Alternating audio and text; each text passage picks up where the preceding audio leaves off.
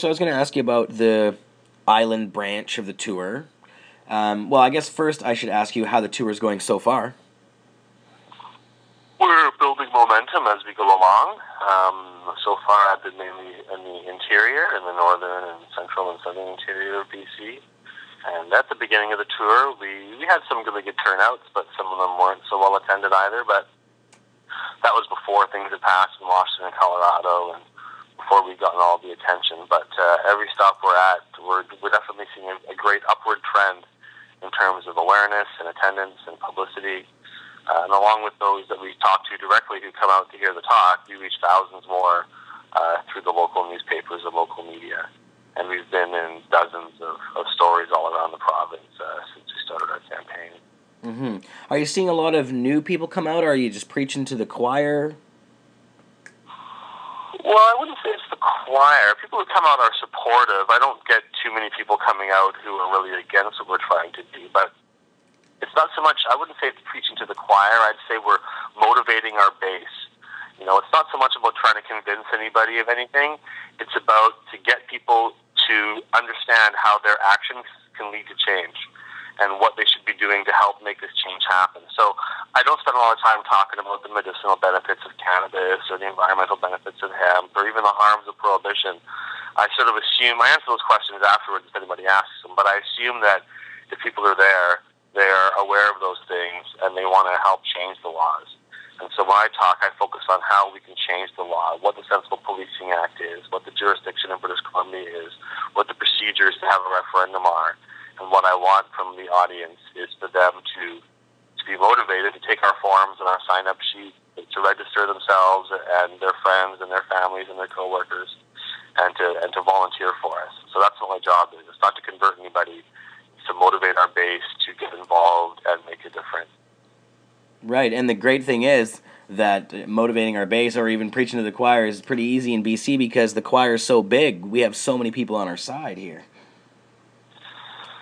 Yeah, we've got a good majority down. That wasn't always the case, and certainly we could go further at educating people and building awareness, but we do have a solid majority now who want to see changes to the cannabis laws. You know, it's 60 to 80%, depending on how you ask the question and that, but there's around 80% of British Columbians that seem to support the idea that possession of cannabis should not be a crime, and somewhere between 60 and 75% that support a legally regulated and controlled system for cannabis. Excellent. Now, this next part of your tour, Dana, you're going to be heading over to Vancouver Island. Can you tell us about, is it's the same type of thing up and down the island? Yeah, I'm spending just over a week on Vancouver Island, going to many communities, more smaller communities. I think the biggest one we're in this time is Nanaimo. But as part of the process, we need to talk to people directly, to explain to them how the campaign works, to get them to volunteer for us. And there's 85 electoral districts in British Columbia, and we need to get 10% of the registered voters to sign on in each one of those districts. So each one is equally important.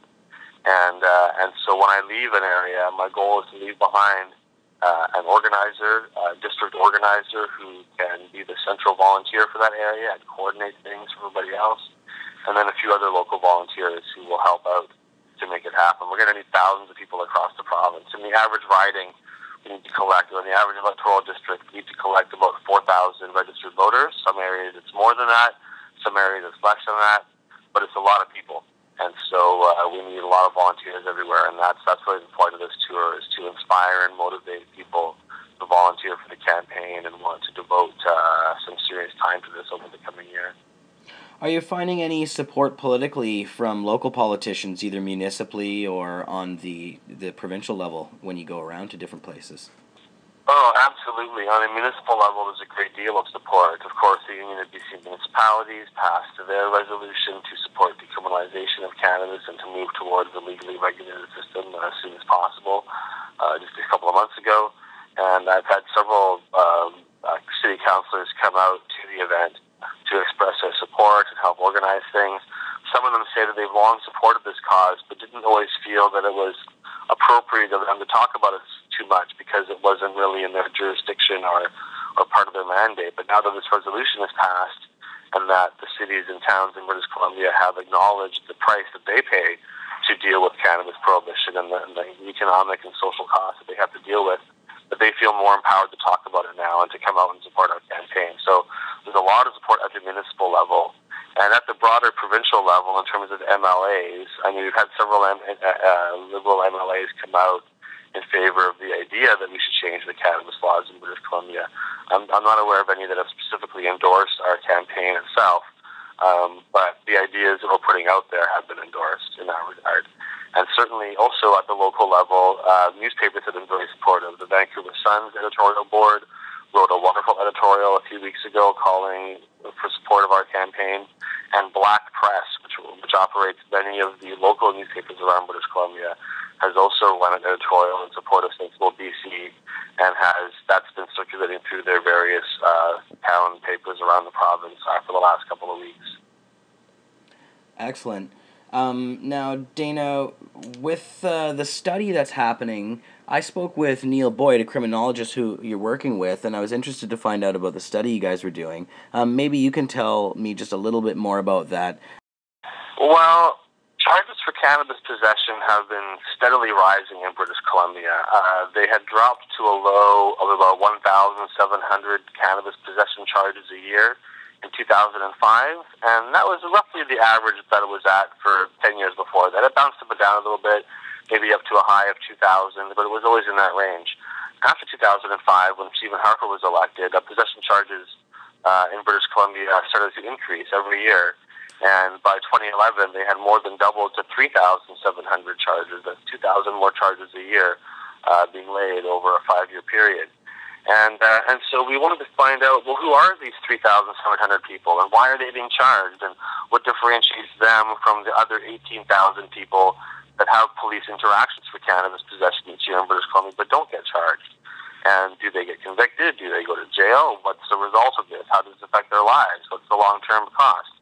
And the RCMP don't really have the answers to those questions. And I'll add that in Vancouver, possession charges for cannabis are very close to zero and have been dropping over the last few years. So it's the rural areas of British Columbia outside of Vancouver that's really driving this increase in charges. And so we hired a criminology professor from Simon Fraser University called Neil Boyd.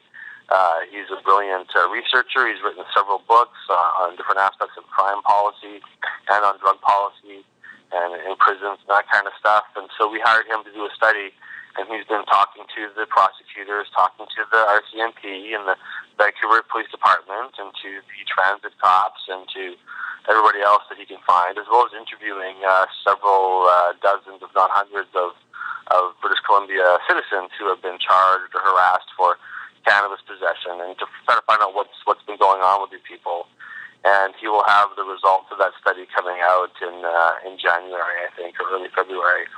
What we're definitely seeing so far is that it's very arbitrary as to who gets charged and who doesn't, and it really is very unevenly enforced, and it depends largely on where you are in the province and on which police officer you happen to get stopping you. Yeah, we're finding that you have a much better chance of being charged if you're younger, if you're browner, or if you're in a more rural area, and a lesser chance of being charged if you're older, if you're white, or if you're in an urban area. And that seems to be quite a big difference, and really shows how these laws are not being evenly enforced across British Columbia or across Canada. And British Columbia actually has a higher rate of possession charges per capita than any other province. We're almost double the national average. And this perception that cannabis is somehow decriminalized in British Columbia is absolute nonsense. It's only in Vancouver where it seems like that. And certainly Vancouver, the BPD don't typically lay charges or put much priority at all when it comes to cannabis possession, but it's the exact opposite in the rest of the province. So Dana, the Sensible BC initiative, by defunding police, basically the law enforcement capabilities here in the province, it undercuts the federal government's war on marijuana in the province.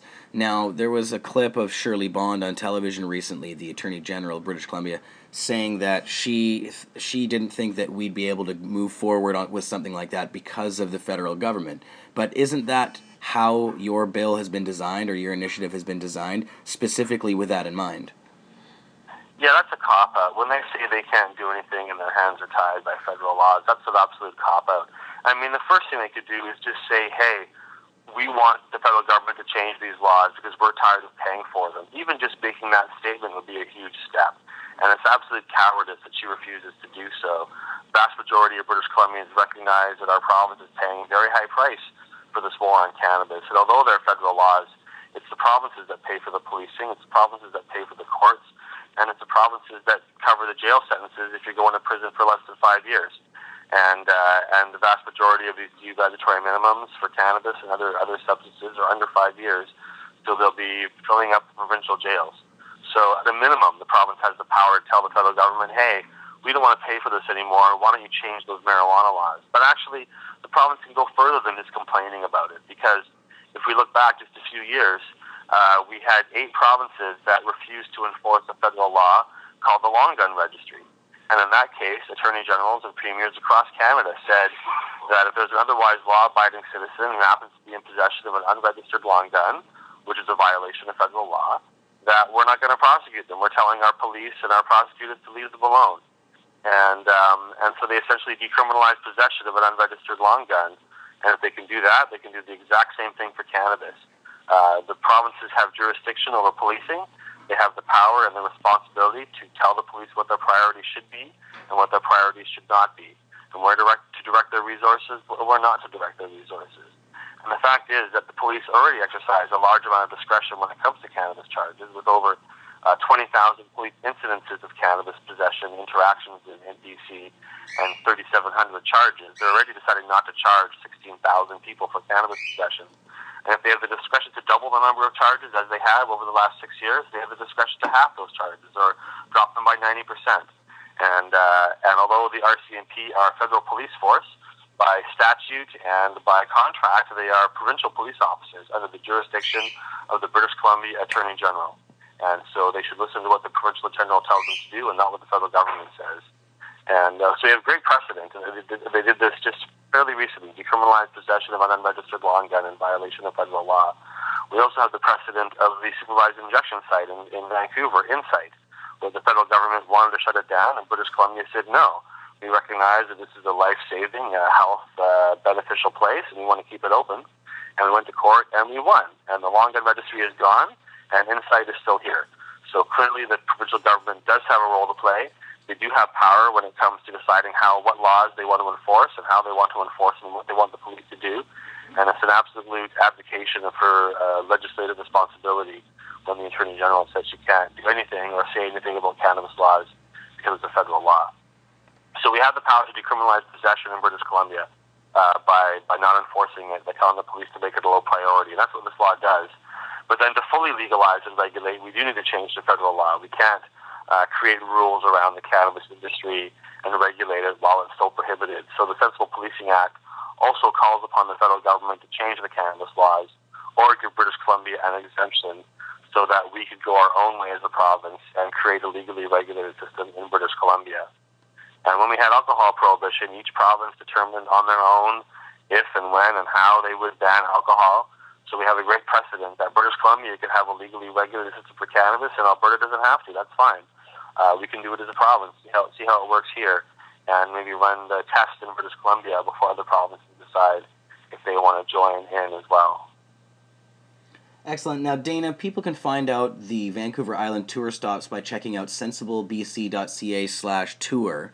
And what right now is the best way for people to help you in your campaign? Right now is the pre-signature collection phase. So it's best basically for people to go to the website, is that right?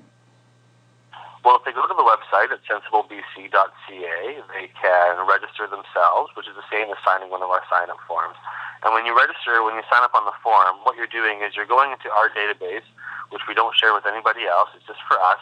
But then you're listed as a supporter, or better yet, as a volunteer, if you check the right little box. But basically, we want our supporters and volunteers to register now. The volunteers should focus on registering other people and building our support, so that when we come in September 2013 and it's time to collect these signatures from everybody, we've got a huge database of supporters that we know where to find them. We can get in touch with them to sign off on the official forms and not start trying to find random people at that point. So if you're listening to this and you want to see the cannabis laws change in British Columbia, then you should definitely go to sensiblebc.ca and register. If you go to our website, sensiblebc.ca/kits, If you go there, you can download registration forms. You can download a lot of information about how to be an activist supporter, how to promote us on Facebook and on Twitter and on the internet, what kind of posts to make, what our hashtags are. You can also learn about how to get people to sign up, how to take our sign-up forms to parties or to the mall or to your friends and family and register them, and then just mail it into us, and we'll put it into our database. But we need to register about 500,000 people in British Columbia over the next 10 months, which is a huge effort. But if we can succeed in that, then we have a massive head start when it comes to September 2013 and actually collecting all the signatures we need. And we need that big head start because it's a very, very high threshold to get over. And so without a lot of advanced planning and putting people in place, we're not going to make it. And of course, finally, the other way people can help is to donate money. It takes a lot of money to make this campaign work. And it's a lot of expenses. We're running it on a shoestring budget.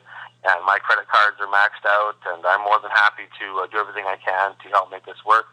But I can't do it alone. And if anyone wants to donate, they can make a check or money order. They can donate through PayPal. They can give us an email money transfer. We're working on being able to take credit cards, but not quite yet. But if they go to sensiblebc.ca/donate, they can send us some cash, and that's definitely something that we need. And because we have a whole year ahead for this campaign, people can pledge a certain amount each month, whatever they can afford, $50, $500, whatever you can afford, and then give us that money every month, and that makes it much easier for us to plan ahead when we know that we've got money coming in every month on a regular basis from our donors. And I know it can be expensive, but, this is our unique chance to change the laws right now and to make this happen. And what's it worth to you who's listening to this? What's it worth to you to know that we can end the war on marijuana in this generation in the next 5 years and not pass it down to our kids and grandkids and make them have to struggle with these issues as well?